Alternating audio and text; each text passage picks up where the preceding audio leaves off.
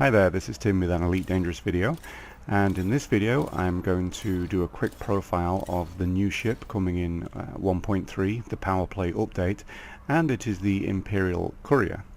Now, this is the ship I've been waiting for, effectively. It's one that I flew in the second game in the Elite franchise, with Elite Dangerous being the fourth. The second game in the Elite franchise was basically the one that I played for the longest time, 15 years I guess, somewhere around there, and really it's the ship that I kind of wanted to play with and wanted to be kind of like it was in Elite 2, and unfortunately it isn't that ship. But anyway, I'm going to go through, I'm going to profile things, give you a look at what kind of power it has, what kind of fittings it can take, and of course what the maximum jump range will end up being. Now, first things first, I've just got to reset my track IR, and then I'll show you around the cockpit. There we go. Obviously it's got the Empire styling that you would expect, that you've seen in the other Empire vessels, or on the outside and on the inside of the Empire vessels, because obviously there's the Dreadnought that you cannot fly.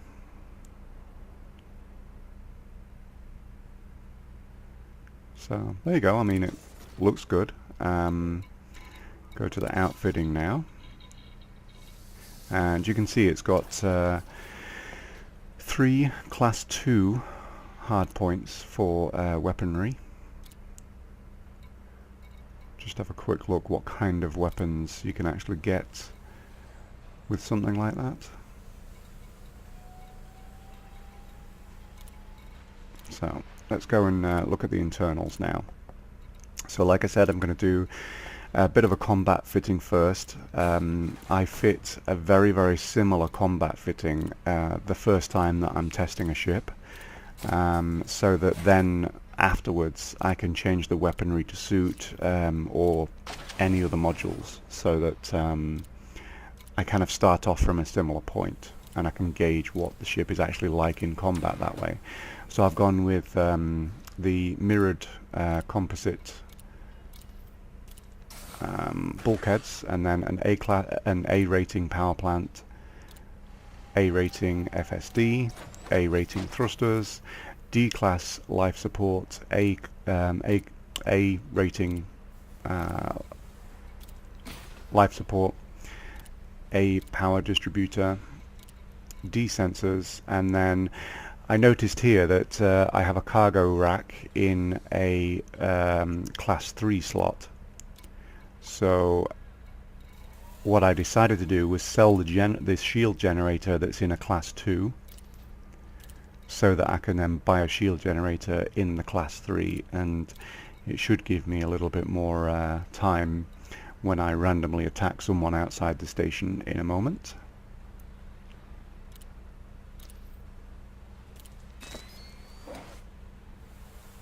Okay.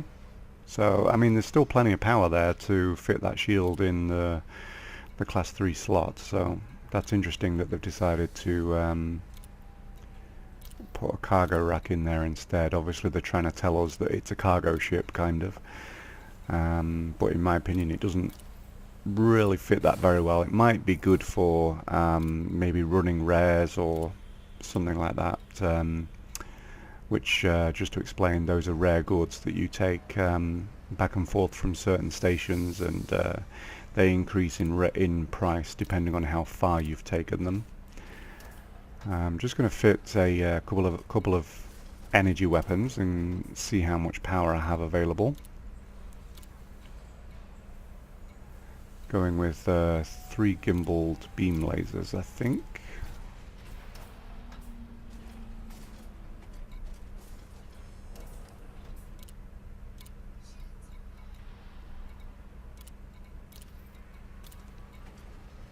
Okay, there's actually plenty of power available still, so going to get a kill warrant scanner so I can see what that takes me up to, and that nearly takes all my power. So a few shield boosters now and see how high that takes me. I do prefer to tank shields normally, and then I'd rather use shield boosters which stack on top of each other than a shield cells fitting. So you can see there I just basically stuck in what I thought I would be able to adjust power for.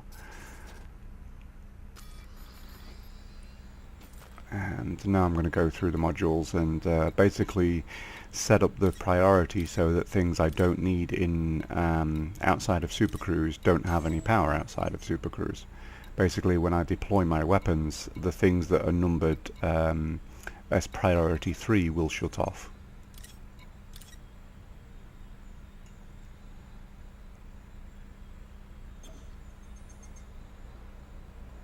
So yeah, that should work. And then beam lasers as primary weapon, and the scanner is secondary. Going to undock now, so you can hear what the ship sounds like.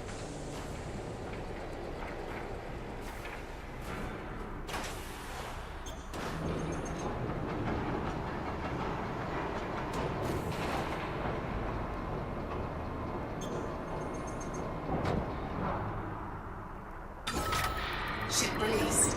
Engines engaged. Landing gear retracted.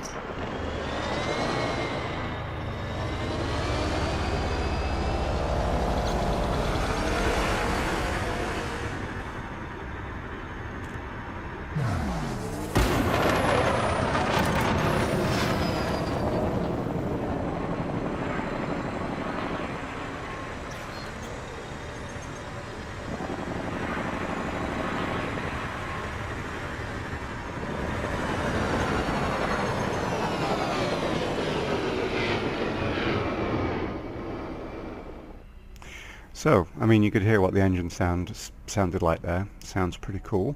But it's time for my 360-degree pitch test. And on the left-hand side you have a Cobra, on the right-hand side you have the Vulture. And starting off pointing straight at the station docking slot. And the Vulture's done. Still waiting for the Cobra. Yep, Cobra's going to be first, and then the Imperial Courier. So slightly slower pitch rate than the Cobra, and that's sort of related in the price a little bit. It looks like it's going to be just a little bit less, than the Cobra, and in my opinion, it slots in directly below the Cobra. And in many ways that's kind of disappointing. I feel like both of the ships that are coming in 1.3 are kind of new player ships. I'm already past the stage where this ship is even interesting to me. And that's pretty unfortunate.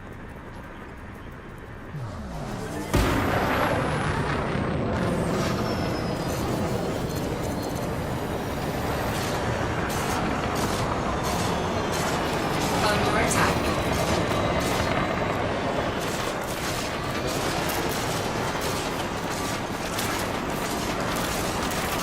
Hull integrity critical. Eject. Eject. Eject. Eject.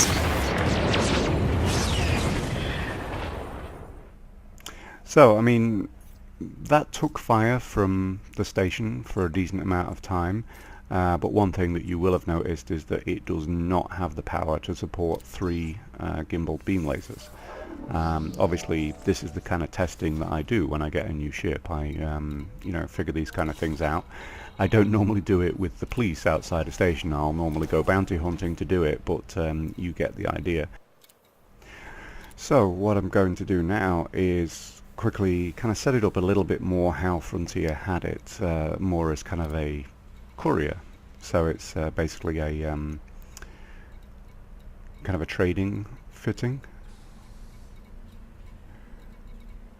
Just looking for the cargo. Oh, there we go.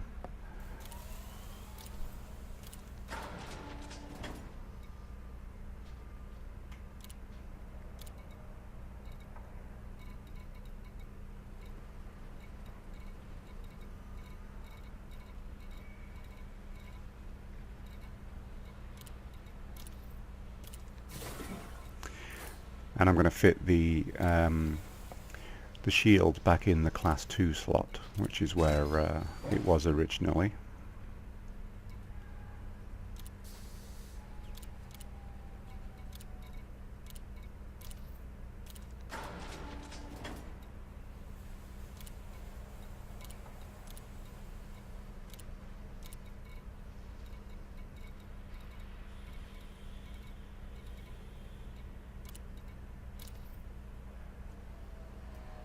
Oops, that was a fuel tank.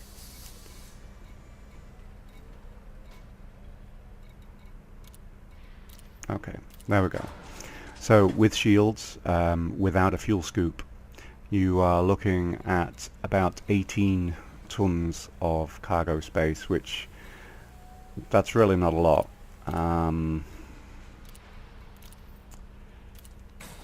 I mean, this ship really, with all of that stuff, it's kind of suited for mission-based cargo runs. So, you know, where they say run 4 tons of this to the next system, run 4 tons of this back to the other system. That's the kind of usage that this has as a courier. Obviously, you can send messages that don't use any cargo space as well, but that's really not that good. I think there's other ships that do that probably better, unfortunately. So anyway, I'm going to go through here now and fit things for maximum jump range so that you can get an idea of what that is. If you wanted to go exploring in this, although I'm not really sure why you would, considering the Diamondback is probably going to be a better option for that, and similarly priced.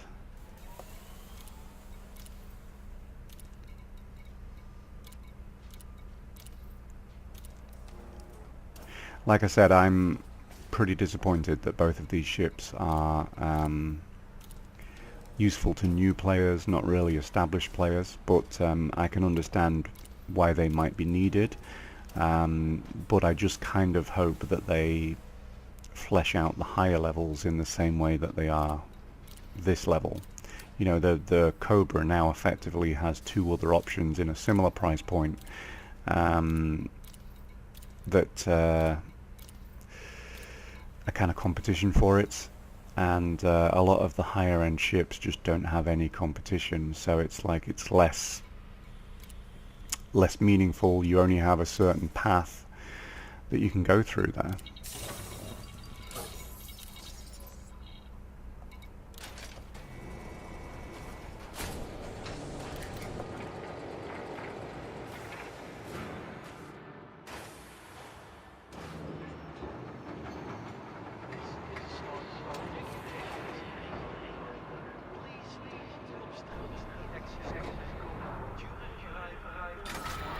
Ship released. Engines engaged. Okay, now going to take you out of the station and give you a look at the outside of the ship.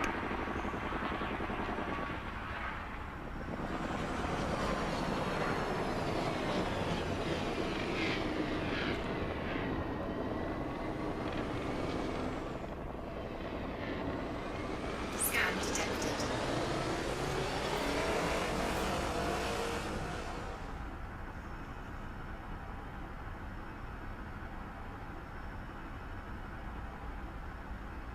Okay, here we go.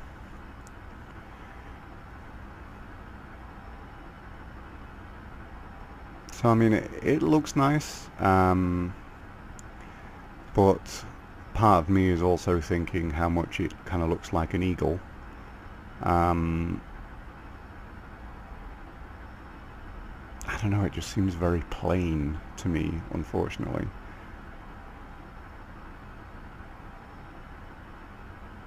I just wish there was something more distinctive about it, I guess.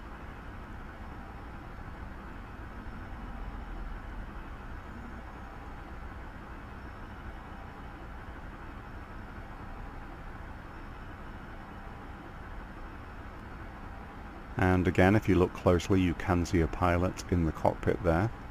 That's something that is finally added for the next update.